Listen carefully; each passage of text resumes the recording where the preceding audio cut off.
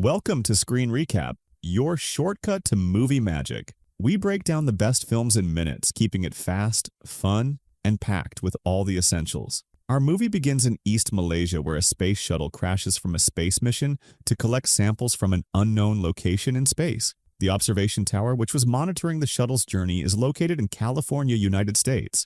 The owner of the company behind the shuttle travel project and the research conducted on the space samples is a man named Drake. Drake is present at the observation tower monitoring the shuttle's activities. He learns that they collected 4 black objects, which are the space samples, but one of them escapes. At the crash site, one of the astronauts is still alive and is transported to a hospital in Malaysia. However, on the way, while in the ambulance, something strange happens. The black substance takes over the injured astronaut, exits his body, and possesses the Malaysian paramedic in the ambulance, killing the driver. The ambulance overturns, but the paramedic emerges unharmed due to the black substance. She then aims to reach Drake's company. In San Francisco, there is an investigative journalist named Eddie who lives with his girlfriend, Annie. Annie works at Drake's Life Foundation. Eddie goes to his workplace and talks to his boss, who informs him that he will be conducting an interview with Drake to discuss the space project and thank him for the opportunity. Eddie, who dislikes Drake and knows he is a fraud, agrees for the sake of his job.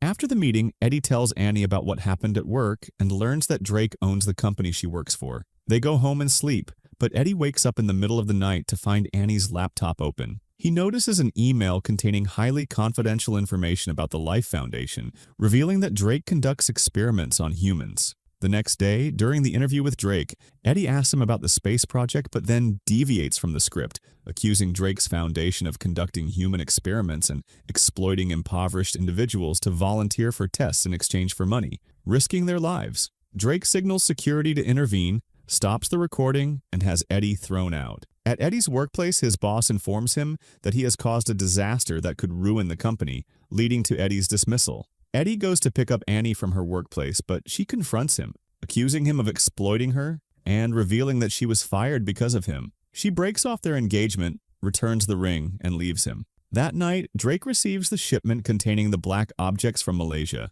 Meanwhile, the Malaysian paramedic possessed by the black substance walks through the city, encountering an elderly woman whom the substance chooses as its new host. 6 months later, Dr. Dora informs Drake that the alien objects require a host with an oxygen-breathing system to survive. She experiments with the substance on a rabbit with human-like vital organs. Drake wants to find a way for the black substance to possess him, ensuring his survival in space and allowing humans to colonize other planets. He instructs Dora to conduct experiments on humans. Though Dora knows this is unethical, she hesitates to refuse, fearing Drake might harm her. Eddie's life falls apart. One day, while at a supermarket, a robber threatens the owner, Chen, with a weapon to hand over the cash. Eddie hides to avoid harm. Chen gives the money to the robber, who leaves, and she tells Eddie that his life isn't the only one that's miserable. Eddie returns to his shabby apartment, struggling with overdue bills and debts, searching for a job but finding none despite his efforts. Meanwhile, Drake begins his first human experiment to make the black substance take over a body.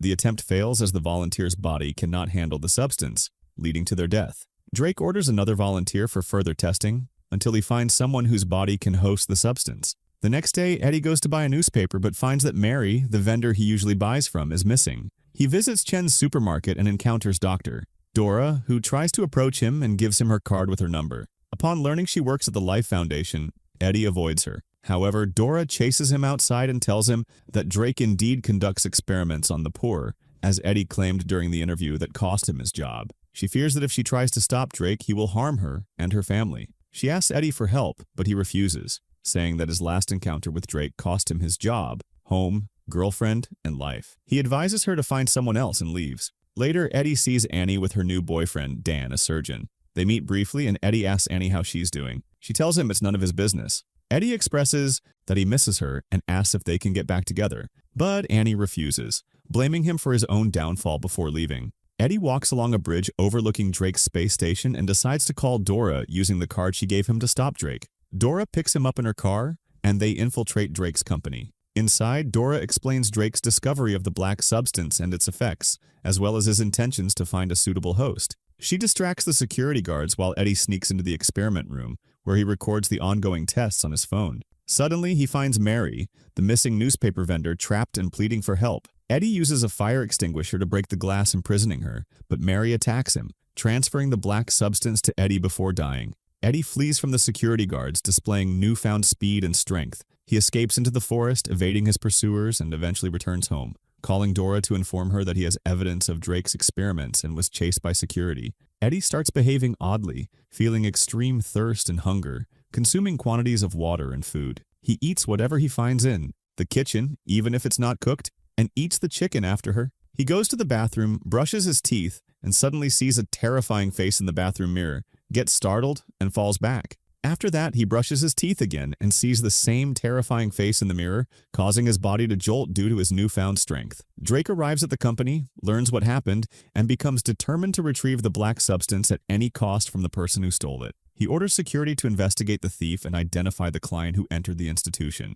Meanwhile, the old woman in Malaysia, who is possessed by the black substance, is walking through the airport searching for a host for the substance. She travels to California and selects a little girl in the bathrooms. Eddie attempts to reach Annie to explain what happened, but she is unavailable. Suddenly, he hears a voice in his head saying, "I'm hungry," and he doesn't know where the voice is coming from. He tries contacting Dora, who sends him a message saying she'll talk later. Eddie learns that Annie is at a restaurant with Dan. He tells her she's the only one he can trust and that she's a lifeline. However, Annie notices that Eddie has a high fever and seems out of his mind. Suddenly, Eddie becomes ravenous and starts eating anything he finds in the restaurant, even from the customers' tables. The restaurant decides to call the police, but Dan stops them, explaining that Eddie is unwell. Due to Eddie's high fever, he collapses into a fish tank containing a large live lobster, which he eats before losing consciousness. He wakes up in Dan's clinic, confused about where he is. Dan informs him that he'll undergo an MRI scan to diagnose his condition. However, as soon as the MRI waves are activated, Eddie reacts violently as if electrocuted, and the black substance manifests visibly on him. Dan stops the scan to check on Eddie, who seems fine afterward. Dan assumes Eddie has a phobia of confined spaces and advises him to go home and rest. Drake's men discover that the client who brought Eddie into the institution was Dora, and they hand her over to Drake. Meanwhile, Eddie heads home and takes the subway. Suddenly, he convulses and hears a voice in his head saying, "I'm hungry." The passengers are bewildered and frightened by him. Upon arriving home, Annie and Dan call to check on him. Dan explains that Eddie has a parasite in his body, causing his high fever. Suddenly, Eddie hears strange noises in his head, ends the call, and becomes extremely agitated by the loud music from his neighbor's apartment. He confronts the neighbor, demanding he lower the volume. Eddie's face transforms into something frightening, scaring the neighbor into complying. Drake interrogates Dora, demanding to know who stole the substance. He begins threatening her, and she reveals it was Eddie. Drake looks at her with disdain, saying she was the best among them. He locks her in a glass chamber and lets the black substance take over her. Suddenly, there's a knock at Eddie's door. He hears the voice in his head warning him not to open it, but he does anyway. Drake's men are at the door, demanding Eddie surrender. Eddie raises his hands to comply, but the substance inside him takes control, refusing to submit to Drake's men. Drake's men attack Eddie, but the black substance emerges from his body, stretching and striking them, causing injuries. Eddie allows the substance to take full control of his body. He escapes the house, encounters a staircase, and the substance propels him to leap out of the stairwell window, grabbing onto a balcony mid-fall. The substance shields Eddie from bullets fired at him. The leader, Ronald, reports the incident to Drake, who is pleased that the substance has found a host. Drake instructs Ronald to capture Eddie alive. Eddie ends up on the street, his reflection in car windows showing a strange and frightening face. He assumes he's hallucinating due to the parasite. The substance begins describing itself to Eddie, pinning him to the wall so he can't escape. Eddie realizes the substance has its own mind and apologizes to it. The substance releases him. Eddie rides his motorcycle, pursued by Ronald. The black substance takes control of the motorcycle, pushing it to extreme speeds. Eddie encounters a dead-end road and believes it's the end for him, but the substance stretches and propels him over the obstacle on the motorcycle. Ronald continues the chase, eventually ramming Eddie with a car, breaking his limbs completely. Ronald exits the car thinking he has captured Eddie. However, the substance takes over Eddie's body externally, healing his limbs and transforming him into a terrifying creature. Eddie attacks them, biting one man's head off, then leaps across buildings and cars. Eddie dives into the sea, swimming at incredible speed, reaching the other shore and reverting to his normal form. He notices his leg is fully healed, and his body has recovered on its own. The substance reveals itself to Eddie, promising that if they cooperate, Eddie will survive. Meanwhile, the girl possessed by the substance in Malaysia arrives in San Francisco. At the same time, Eddie contacts Dan, who informs him that Eddie has a severe heart issue and will die soon. Drake, speaking with his lab team, learns that the substance possessing Dora's body caused her death, and the substance itself died afterward. Drake reprimands the team for letting the substance die, instructing Ronald not to kill Eddie until they find a suitable host for the substance. Annie arrives at Eddie's house but finds the area swarming with police and sealed off for investigation. She calls Eddie, insisting on meeting him immediately, but he warns her to stay away for her safety and ends the call. Eddie goes to his former workplace where he was fired, encountering the receptionist. Despite their friendship, the receptionist tells Eddie he's not allowed inside. Eddie asks him to deliver a phone containing photos of Drake's lab to the boss so Eddie can reclaim his job. The receptionist refuses, fearing he'll lose his job too. Venom suggests to Eddie that they eat the receptionist's head, but Eddie scolds him, explaining that the receptionist is his friend, working 3 jobs to support his family. Venom, understanding Eddie's desire to enter the building, transforms Eddie and scales the building's exterior, reaching the top. The city marvels at Venom, but a plane passes by emitting high sound waves, causing Venom to disappear and Eddie to fall off. However, on the way, Venom manages to transform Eddie's arm, grabs onto the building's walls, and enters the manager's office through the window. Eddie leaves a message for the manager, writing that he should do his duty and expose Drake. Eddie leaves the office and Venom helps him multiple times. Venom turns back into his form, unaffected by bullets or gas bombs, and defeats everyone. But Anne sees him in this form and screams. Eddie reverts to his normal form and wants to explain what happened, but Anne is shocked and tells him he needs treatment. Eddie tells her he's scared and needs someone to help him. Anne takes Eddie in her car to Dan at the hospital. He tells her not to let Dan use MRI waves or fire on Venom to avoid harming him. Eddie reveals his connection with Venom and apologizes for what he's done,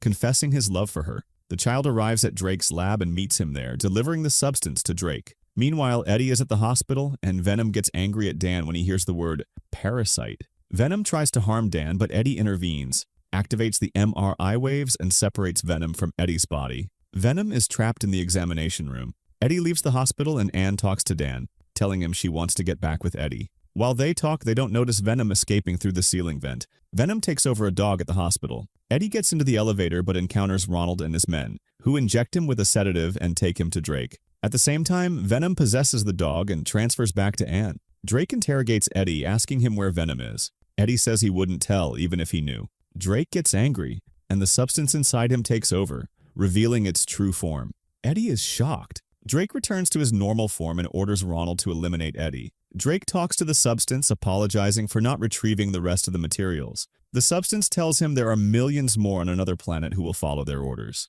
Drake is impressed by the substance's unifying vision and decides to bring them from their planet to Earth. Ronald takes Eddie to the forest with some of his men to kill him, but Venom appears, takes them out one by one, and eats Ronald's head, saving Eddie. Venom is now in Anne's body and kisses Eddie, transferring Venom back to him. Venom tells Eddie that the entity inside Drake is named Riot, the leader on his planet. They head to Drake to stop him. Drake has assembled a launch team to pilot the rocket to Riot's planet. Venom tells Eddie about Riot's plan and decides to stay on Earth with Eddie because Venom failed on his planet, just as Eddie failed on Earth. Venom tells Eddie that together on Earth they can achieve much more. Drake is eager to launch the rocket and orders the team to initiate the launch immediately. With 5 minutes left, Drake transforms into Riot and kills everyone witnessing the rocket's launch. A fierce battle ensues between Venom in Eddie's body and Riot in Drake's body. Riot manages to separate Venom from Eddie, but Eddie saves Venom, allowing him to repossess his body to fight back.